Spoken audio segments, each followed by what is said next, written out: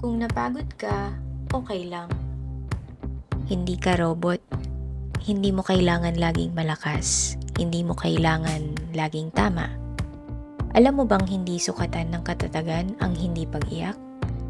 Minsan, ang pinakamatatag na tao yung marunong umiyak, pero hindi pa rin sumusuko.